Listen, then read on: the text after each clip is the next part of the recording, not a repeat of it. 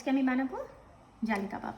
এটার জন্য আমি নিয়েছি 3 স্লাইস পাউরুটি, ধুয়ে চিপে ভিজিয়ে চিপে পাঞ্জাবি করে নিয়েছি। এটার মধ্যে দিয়েছি হাতে গুঁড়া করা জিরা গুঁড়া 1 চা চামচ, 1 চা চামচ ধনে গুঁড়া, 1 চা চামচ আমার বানানো গরম মশলা গুঁড়া, 1 চা চামচ বিট লবণ আর নর্মাল লবণের মিক্সচার সাথে দেবো। এগুলোকে আমি ভালো করে ফার্স্টে মিক্স করে নিব।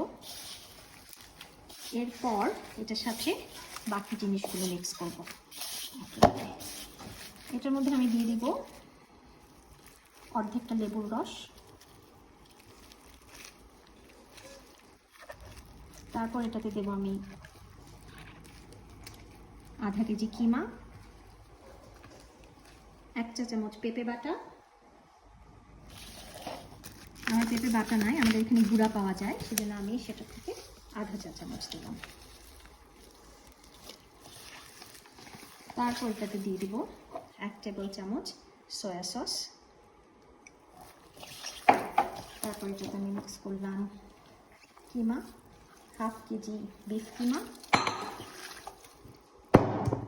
এটা হচ্ছে আমার পুদিনা পাতা আর কাঁচামরিচ বাটা, বড় 1 টেবিল চামচ। আমি ছেঁচে নিয়েছি, বাট বাটাটা প্রেফারেবল, দুটাই ভালো হয়।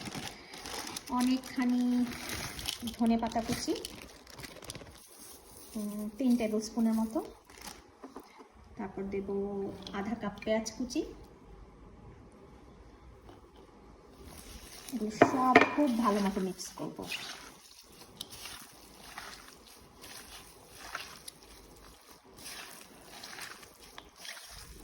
আর 2 to 3 মিনিটস মাখানোর পর এটার মধ্যে আমি দিয়ে দিয়েছি একটা ডিম।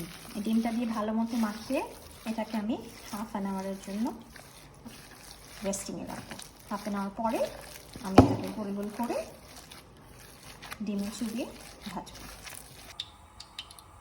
এবার আমি বানানো জালি কাবাবগুলো এভাবে ডিমে চুবিয়ে ভেজে নেব। আমি আমার লাস্ট কাবাবটা দিয়ে দিলাম। এরপর আমার যে লেফট ওভার ডিম থাকবে সেইটা দিয়ে আমি এরকম জালি জালি করে দেবো।